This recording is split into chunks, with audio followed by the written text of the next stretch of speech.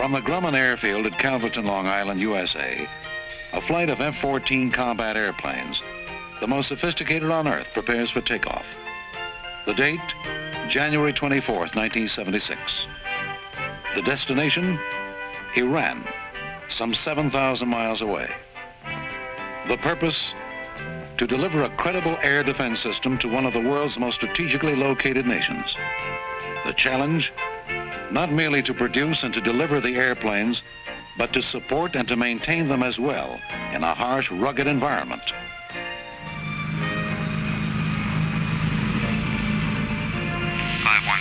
Ground cruise claim that you look good and you can take position in on the runway at your discretion and you're held for release.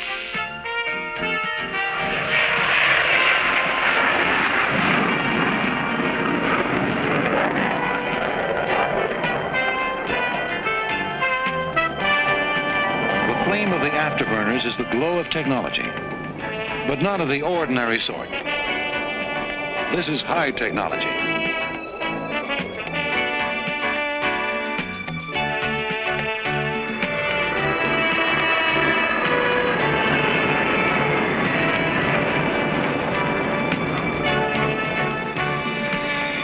Technology, as we've all come to realize, is no simple matter.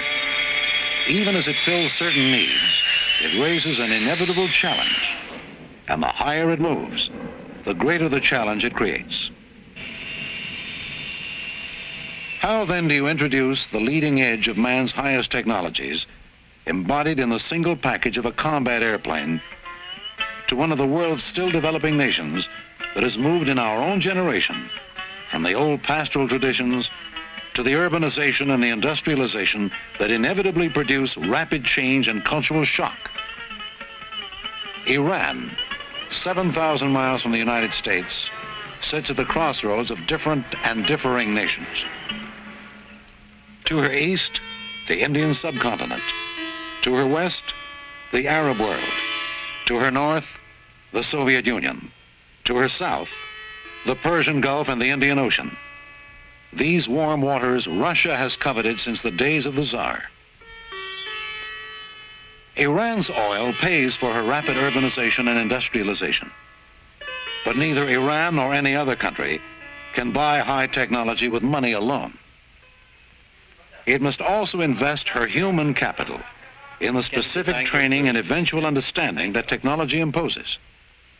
And that is why the Grumman Aerospace Corporation, designer and manufacturer of the F-14, nicknamed the Tomcat, faced a far bigger task than simply delivering the airplanes and support equipment Iran had ordered. It also faced the training challenge. And Grumman was further contracted by the United States government itself to provide the design and construction criteria for the facilities the new airplanes would need in Iran. This involved, first of all, a new Iranian air base that was to rise from scratch in toto from the desert floor itself, just outside the major city of Isfahan, in the center of Iran, as well as modifications and improvements to existing air bases in Tehran and Shiraz. This would mean, in time, truly enormous air defense logistics, involving the delivery of 80 F-14s and huge quantities of supporting hardware and training equipment, certain major modifications to the airplanes themselves by Grumman personnel, and many other endeavors to support the program. It would all mean, in a matter of months, the installation of truly up-to-date facilities for Iran's air defense, hangars and supply depots, operation, maintenance, and training facilities at various bases. The contract also called on Grumman to oversee the design and construction of housing, indeed of entire communities, not only for the Grumman people who would train the Iranian Air Force in the uses of the F-14, but also for all U.S. contractors, for certain U.S. government personnel, and indeed even for some non-U.S. personnel and contractors participating in the F-14 program. It was a massive challenge that was rapid in the fulfilling. The work began in the spring of 1975. The Grumman families moved into leased houses and hotels in the city of Isfahan while construction was underway. They began moving into the newly built permanent housing within 6 months after construction began. But as in new homes everywhere, the new residents had a lot of little things to do to put everything in ship-shape order. For some time, the new residents lived amid the continuing construction activities, preparing the way for more new residents. Everything from home building to road laying, from utilities trenches to landscaping. But it all came together. The housing finally contained every stick of furniture, every household appliance, even the last touch of furnishing down to the silverware and ice buckets that one could reasonably expect in the American lifestyle of the mid-1970s in America itself. Grumman, as prime manager of the construction, worked with the government of Iran and with Iranian contractors to create two sizable communities. Khan-e-Isfahan, just northwest of the great Iranian city, and Shahin Shar, 5 miles to the north. Both of these communities were built by Iranians to American specifications. They would revert to the Iranian government after the Americans completed their mission and returned home. In the meantime, under Grumman's supervision and overall management, these tiny corners of a foreign field took on the coloration of American suburbia. The landscaped homes, the schools and the stores, the playing fields,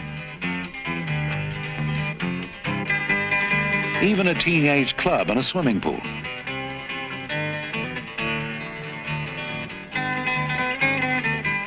The schools themselves, from kindergarten through high school, had certified American teachers with experience in the United States as well as abroad.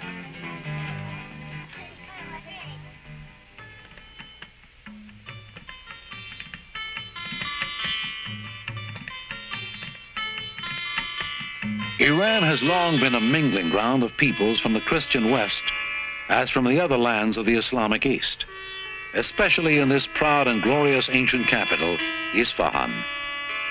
The Grumman people felt an honest fascination before this rich and ancient culture that flourished long before the Christian era, this Persia that is now Iran.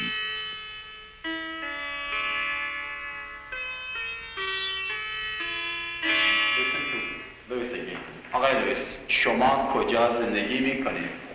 من اصفهان زندگی میکنم. Very good. Their father is a farmer. Their father there. No translation. English. Louder. There always has been, and perhaps always will be, a lot for East and West to learn about one another. But there is no greater bond than the shared interests and aspirations toward the better life through the work of the world. Excellent. Iranians and Americans came to know and to like one another, perhaps to the surprise of both. Both of our peoples, we all came to discover, are well worth knowing, and a little cultural shock is good for anyone. I just got a phone call from Mrs. White out in Hazar Jarib on Manny Street. With a rainstorm last night, they've had extensive damage to the house. So I would like to go over there and evaluate the damage, but I want to meet the landlord there. Yeah. Would you call him up, please, and see if he can meet us there? Yes, sir. Very good.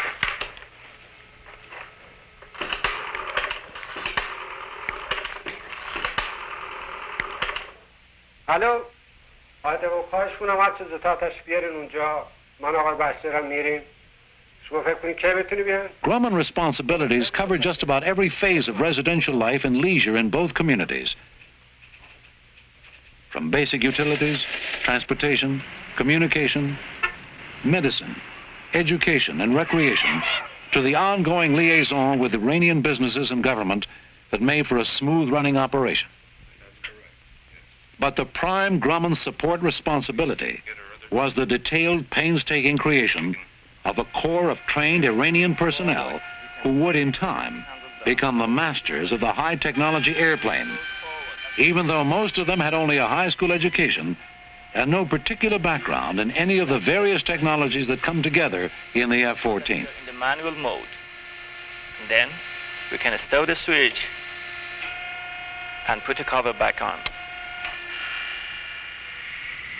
Here then, at Khatami Air Base just outside Isfahan, the Iranian Air Force began the journey toward mastery of the Grumman F-14 Tomcat air superiority fighter interceptor, an airplane of all climes and all seasons, built to the pounding rigors and strains of hard carrier landings, and equally adaptable to the driest of dry land, the harsh desertscape of southwestern Asia. An airplane good enough to spot and track an enemy far beyond the range of any other fighter's radar.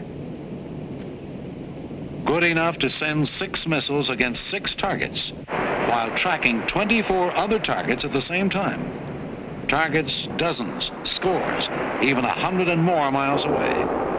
Good enough, in short, to defeat any threat from any other fighter, from any supersonic bomber, from a cruise missile itself, from mere feet above the sea or the land to 100,000 feet, nearly 20 miles above the earth. But the airplane, the visible, tangible hardware itself, would be incomplete without the invisible, intangible human aspect that goes with it. Understanding, mastery of aircraft, as indeed of all technology, must begin with the basics. But even the basics at this upper exacting level of technology are a collective challenge of a high order. The one word that sums up the thousands of parts that must function as separate systems in this single flying and fighting airplane is maintenance. Maintenance for the airframe itself, and for the thousands of moving parts that must perform precisely and instantaneously on command of the men who fly the airplanes, and for the computerized radar, navigational, and weapon systems the pilot and the weapons systems operator deploy in flight and in combat. We try to get as many people qualified as we can so we can show that eventually they're going to take over all aspects of the job. The goal that we have is we're trying to work ourselves out of a job.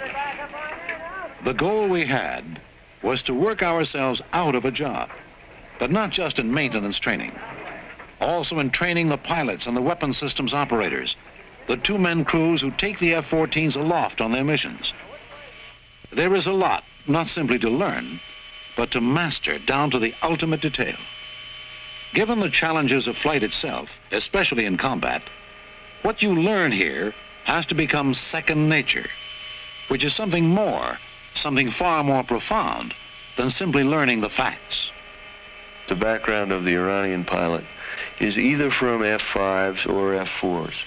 The average flight time is approximately 800 hours, some with as many as 2,000 hours in the F-5. A typical mission will comprise a 2-ship flight, and that, of course, would be 4 people. The brief for that mission will ordinarily start about 2.5 hours before flight time. The brief will last about an hour or an hour and 15 minutes. We fly for approximately an hour and 45 minutes for a 2-ship flight. We take off individually, rendezvous about 100 miles southeast of the base. We have familiarization flying, basic instrument flying, cross-country flying, radar intercept flying, basic fighting maneuvers, air-to-air gunnery. And we have 4 in-flight refueling flights for each student. We have a number of IIF instructor pilots and WSOs. There is always an instructor pilot in the front seat of an airplane there that there's a student WSO in. We would approach one another using the radar and using the tactics that we've been taught. Then we would break up again and switch roles. One would be the fighter, the good guy, and the other one would be the bad guy, the defensive one. Having done that for about 25 to 30 minutes, we would rendezvous again. We would come back as a flight of 2 and a VFR or instrument approach. We'd then go back to the squadron area, take off our overflight gear, and then go back to the briefing room and debrief the flight. Tell the student what he did right and what we think he did wrong, and what can be done to correct it. The debrief is probably the most important portion of the flight. The F-14 is a fine weapon system, and they can handle it.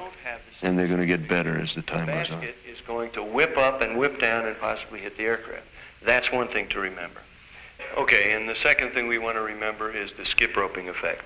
Once you've made contact with the basket and start pushing the hose up, on the left side especially, on the left side of the tanker, you're going to get this skip roping. And once you see it developing, you have to immediately correct for it, and by hitting the left rudder. Skid the aircraft over this way and make the line taut, and it'll stop the skip roping. If you don't do that, what's going to happen is it's going to get worse and worse and worse and could snap off the probe. To back up Iran's evolving air defense, a major part of the Grumman challenge was the supply of many thousands of different items, parts, materials, and pieces and systems of equipment for the strictly military activities and for the sustenance of the American communities as well. It involved the choice and procurement of goods from hundreds of suppliers in Iran itself, in the United States, in Europe as well, at the best possible prices and within the best possible delivery schedules. Most often, supplies streamed into Iran by air, hundreds of flights to meet the ongoing needs of this advanced defense program and of the Grumman people who sustained it. Steady 27 now, level at 20,000 feet. Bearing is 25746. Okay, 257, 3 degrees of target aspect now.